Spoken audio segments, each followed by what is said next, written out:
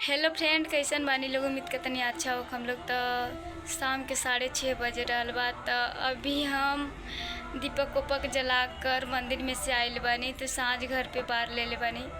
कैसे शाम हो चुकल बा, ज़्यादा 6:30 बजे रहल बा शाम के। तो थोड़ा टाइम ना पड़ल है हम केरे से बना सकी मतलब। तो अभी बना रहल बानी। तो लोग कैसन बानी लोग, उम्मीद के तनी अच्छा हो। हम लोग हमहूँ अच्छा बानी।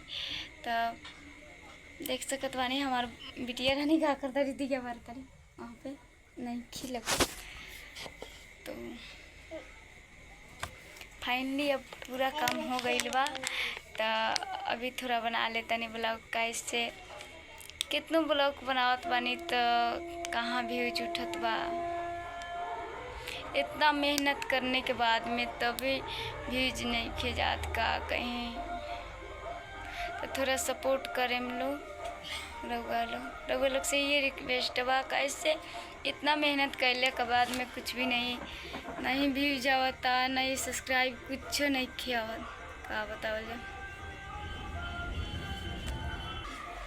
तो इतना सारे रोटी बना दे बानी या कैसे सब्जी बनावत बानी।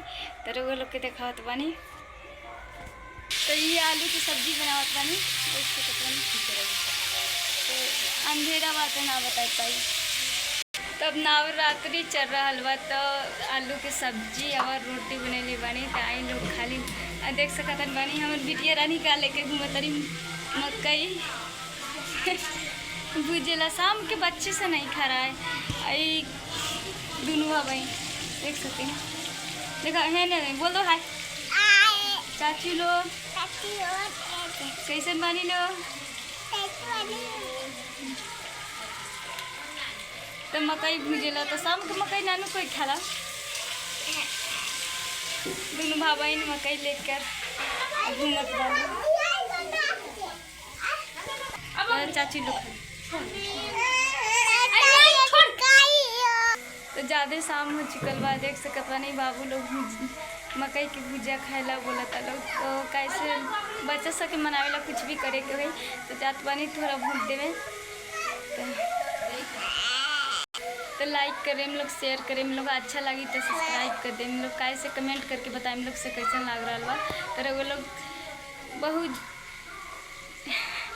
बहुत मेहनत करता है। वो लोग सपोर्ट नहीं की करत। देख सकत बानी कितना मेहनत कर रहा बानी। इतना शाम हो चुकल बा। तो फाइनली हमारा खाना वाना बन गया। तो आई लोग खा ली लो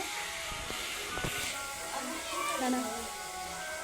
तो नवरात्रि चल रहा बा। तो बहुत ज़्यादा की काम हो गई बा। ज़्यादा पूजा पाठ और सब घर के काम करे के पड़त बा। तो इससे लेट हो गई बा।